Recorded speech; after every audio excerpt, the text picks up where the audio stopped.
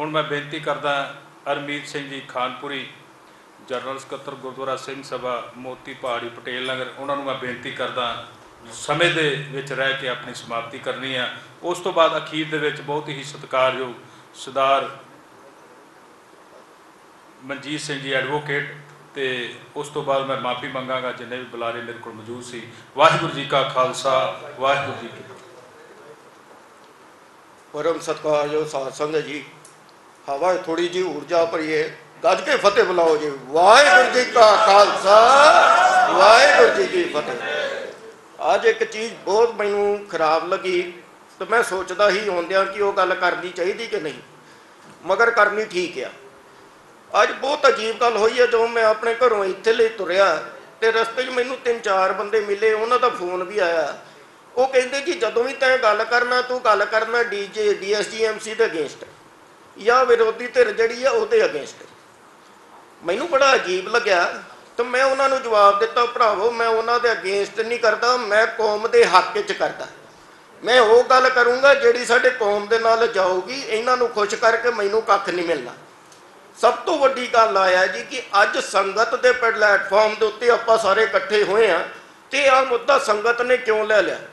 वो तो एक बहुत बड़ा रीजन है। संगत ने इतने अंदर जोड़ के मुद्दा एक करके लिया क्योंकि साडे आगू जिहड़े आ किसी जोगे रहे नहीं। अगर साडे आगू काम दे हुंदे सानू इत्थे आउण दी लोड़ नहीं। एक गल प्यारिओ समझण दी लोड़ आ, असीं किरत करन वाले आ, असीं काम करते हैं, नियाणिਆਂ ने पढ़ाउणा, होर 3600 साडे उत्ते कबीलदारियां आ। इह करके चोण करके असीं इत्थे बंदे भेजदे आ जिथे आपां खड़े हैं।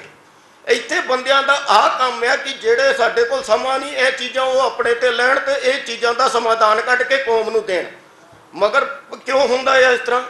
सिर्फ एक रीजन है कि जदों साडे चुणे आगू या विरोधी धिर होण वाली सरकार दे नाल घिओ खिचड़ी हो जाण ते तुहानूं इंसाफ की उम्मीद इन्हां तो नहीं करनी पैनी और ना मिलूगा इंसाफ। आ समझ लो एक गल।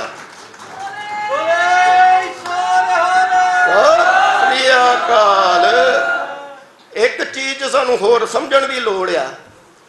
हुण यह दूजा दौर चलदा है सरकार दा, बार बार एक गल सानू सुनाई नूं देंदी आ कि आपां भारत नूं हिंदू राष्ट्र बनाउणा।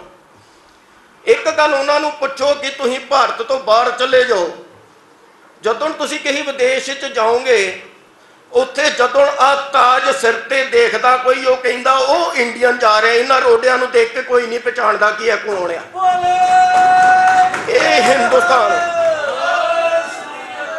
हिंदुस्तान की पहचान साडी पग आ और इन्हां ने वो पग साडी रोलती। एक चीज़ पुछण की बहुत लोड़ है साडे आगुआं नूं भी ते सरकार नूं भी, भाई साडे नाल तुहानूं पंगा की आ?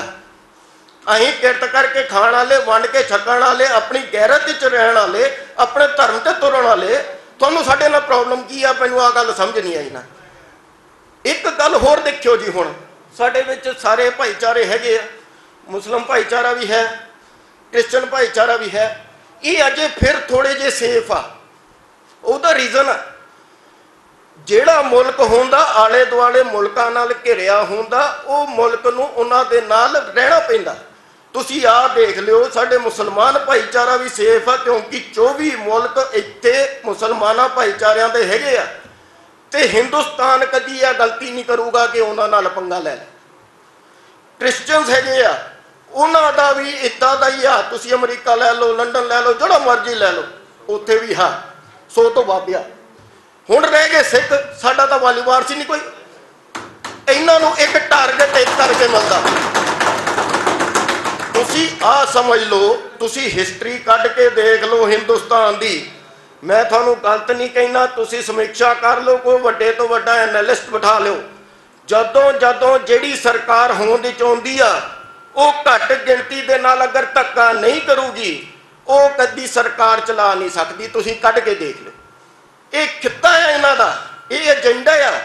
हुण की हुंदा कि मुसलमान भाईचारे नूं ज़्यादा छेड़िया तो वह पिछे पै जाणगे, क्रिश्चन भाईचारे नूं छेड़िया तो दूजे पै जाणगे। साडे वाल तां कोई है नहीं, तो साडे कोल रहिंदा की है? सिर्फ साडा सबर, साडी गैरत, साडी श्री साहब। मैं केसी रवि जी के नाल बिल्कुल सहमत हाँ जो उन्होंने गल की। मगर एक गल गुरु महाराज ने जो फरमाया है उन्होंने भी समझण की लोड़ है। गुरु महाराज ने ताई आ गल नहीं की कि जिथे सारे हीले खत्म हो जाए तुसी शमशीर चको, क्योंकि आ हो रहा तो हीले खत्म हो रहे हैं। जिन्नी मर्जियां चिट्ठी पत्री कर लीए, जिथे तुहाडा बंदा सुनने वाला ही नहीं, तुसीं उहनूं चिट्ठियां पा के की करोगे? चिट्ठियां सारियां सीधा टेबल के थल्ले जाणगियां, होर कख नहीं होना। एक गल समझण की लोड़ आ। असीं पिछे मोर्चा लाया, हरमंदर जी नाल सीगे, असीं सिर्फ एक सवाल पुछया, सिख एक आजाद कौम का नाम है, अज साडे जिहड़े आगू है वो विकाऊ हो के आजाद नहीं रहे। जदों साडे आगुआं दे उत्ते किसी पार्टी का प्रैशर होऊगा, वो फिर पार्टी की गल सुनी जाऊगी, साडी गल नहीं सुनी जाऊगी। साडी होंद जिहड़ी आज़ाद दी सीगी, उस आज़ाद होंद नूं मिटा दिता गया। हुण संगत जदों अपने हाथ च फैसला लैंदी आ, डेमोक्रेसी का बहुत पुराना रूल है कि जदों जदों संगत ने रिवोल्ट किया, वड्डियां वड्डियां सरकारां होणगीਆਂ। हुण मैं एक सजैशन देना आ, जिहड़ी साडी हुण मौजूदा सरकार है DSGMC की, जिहड़ी साडी विरोधी धिर है, विरोधी धिर कहंदी है जी सानू अगर कोई कुछ कहूगा तो आपां करांगे। क्यों बई, तुहाडी कोई जिम्मेवारी नहीं कि असीं हुण हत्थ जोड़ के तुहाडे कोल जाइए, तुहाडे कोल मंगीए तां तुसीं सानू करोगे? अगर तुहानू कोई जाणदा है, तुहाडे कोलों काम हो सकदा है, सिੱਖੀ दे उत्ते आके तुसीं काम करो। साडे कहण दी की लोड़ है? तुसीं सिੱਖ नहीं, तुहाडे नाल नहीं धक्का हो रहा, सिर्फ साडे नाल धक्का हो रहा। तो जिहड़ी मौजूदा सरकार है उन्होंने भी समझना चाहिए। अगर तुहाडा ये कॉन्फ्रेंस है असीं मंग के लिया, रिक्वेस्ट करके, अगर इत्थे बैठ के संगत अपने हक की आवाज़ चक सकती है तो कोई वड्डी गल नहीं। कल परसों तुहाडे भी नाम बता जाए तो तुहानू भी जाना पै जाए। बार बार एक रिक्वेस्ट कर रहे हैं कि सारिਆਂ तो पहला नाल जुड़ना बहुत जरूरी है, गैरत जगानी बहुत जरूरी है, डरना बंद करना पैना। श्री अकाल। गुरु महाराज ने जिहड़ा सानू स्वरूप दिता वो दुनिया तो विलखण वास्ते नहीं दिता, उहदे अंदर कुछ उन्होंने चीज़ां पाईयां जिहड़ी चीज़ां साडे च घाट आ रही। असीं अपना स्वरूप तो रख लिया, शौक नाल असीं मुच्छां उच्चियां करके तुरदे हैं, सारिਆਂ ਨੂੰ ਕਹਿੰਦੇ ਆਪਾਂ सरदार है, proud to be Sikh, proud to be Sikh. What for? किस करके तुसी प्राउड हो? इस करके प्राउड हो क्योंकि सरकार थोड़े गुरुद्वारे खाली कराउंदी है। इस करके तुसी प्राउड हो कि थोड़े सरकार सारे गुरुद्वारे तोड़ के पासे करती है। इस करके तुसी प्राउड हो कि एक बलात्कारी, एक रेपिस्ट जिहड़ा गुरु ग्रंथ साहब जी महाराज की बेदबी के अंदर पूरी तरह शामिल है, उस दे छुड्डण वास्ते पूरी की पूरी योजना बनाई जाती है। इस करके तुसीं इस करके प्राउड हो। थोड़े अपने मेरे थोड़े गुरु ग्रंथ साहब जी महाराज जिन्ना बिना एक पत्ता नहीं हिल सकता, जिहड़े साडे सब तो सर्वोत्तम जिन्हां दे अगे असीं सिर झुकाउने आ, उन्हां दा तार तार करके गंदी नालियां च पा दिते, सारे अंग रोल दिते गए। इस करके प्राउड फील करते हो। और लिखना बंद करो प्राउड ऑफ बीइंग सिख। आ लिखो कि वी विल टेक रिवेंज। असी इन्हां चीज़ों के अगेंस्ट खड़ना है। हाँ ठीक है, असी एक सभ्य समाज नूं बिलोंग करते हैं, कॉन्स्टिट्यूशन नूं मनते हैं, उत्थे रहने हैं। मगर एक चीज़ आ कि कॉन्स्टिट्यूशन मनण दा सिर्फ सानू नहीं फरमान होना चाहिए, मुरे भी होना चाहिए। अगर वो कॉन्स्टिट्यूशन नहीं मन सकते तो सानू मनण की लोड़। मगर की करिए, फिर भी साडे वालों एक अपील आ कि असी कोई इहो जिहा काम ना करिए सिੱਖੀ ते दाग लगे, क्योंकि कई शैतानी असर इहो ਜਿਹੇ ਹੁੰਦੇ ਆ कि इहो जी मीटिंग के अंदर आके या कितने भी कितने कट होऊगा, ਜਿਹੜੇ ਬੰਦਿਆਂ ने खराबी करनी कर देंगे तो नाम ਜਿਹੜਾ ਆ कौम ते आउंदा जी, कौम ने इदां दा करता।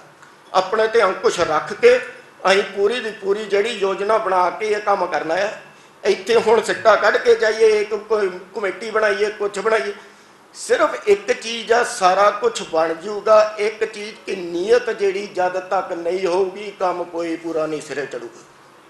नीयत लियानी बहुत जरूरी है, गैरत जगानी बहुत जरूरी है। आप जी नूं बहुत बहुत मुबारकां। जिहड़ा नाभे दे अंदर बिट्टू सोधिया गया, ये गुरु महाराज का फरमान होया, बहुत बहुत मुबारकां। जिहड़ा गुरु ग्रंथ साहब जी महाराज दे वाल कोड़ी नज़र करके देखेगा उहदा ये हाल होगा। मैं वाहिगुरू अगे हाथ जोड़ना कि शायद साडे विच भी हो जे सिंह होण जिन्हां नूं आह कारा करन दा मौका मिले तो खुश नसीब होण। वाहिगुरू जी का खालसा, वाहिगुरू जी की फतेह। ਬਿੰਦਰਾ ਸਾਹਿਬ मैं माफ़ी चाहना, मैं थोड़ा ही इमोशनल हो के बिंद्रा साहब ਨੂੰ ਭੁੱਲ ਹੀ ਗਿਆ ਸੀ। मगर गल आया कि ਜਿਹੜਾ बालन ਹੁਣ तक इस प्रोटेस्ट 'ਚ पै ਰਿਹਾ ਉਹ ਬਿੰਦਰਾ ਸਾਹਿਬ ਦੀ बदौलत है। ਜਿਹੜਾ ਪਹਿਲੇ दिन ਤੋਂ ਉੱਥੇ ਬੈਠੇ ਆ ਤਾਂ ਹੁਣ तक ਉੱਠੇ नहीं। मेरे घर कोई ट्रैजेडी होने करके मैनू अवसर ना मिले सेवा का, मगर ठीक है अज तो कोशिश करूँगा जान की। मगर मैं आप सब दे अगे हाथ जोड़ के बेनती करदा, इन्हां दे नाल जुड़ के एक कॉज अपना आ, ये कॉज सरबजीत का नहीं है। सरबजीत का हुण काम खत्म हो गया। एक गल समझण दी करिए, सरबजीत नूं कुट पैणी सी, पै गई।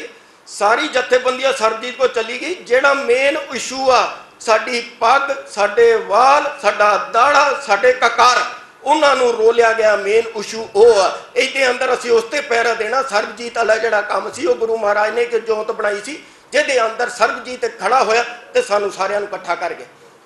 अज तो बाद भी सरबजीत नहीं, अपने धर्म लई असीं लड़ना है तो उहदे लई खड़ा होना है। मैं आस करूँगा कि आप साहब अगर मेरी गल तो सहमत हो तो इस दे अंदर पूरा पूरा योगदान पाया जाए। वाहिगुरू जी का खालसा, वाहिगुरू जी की फतेह।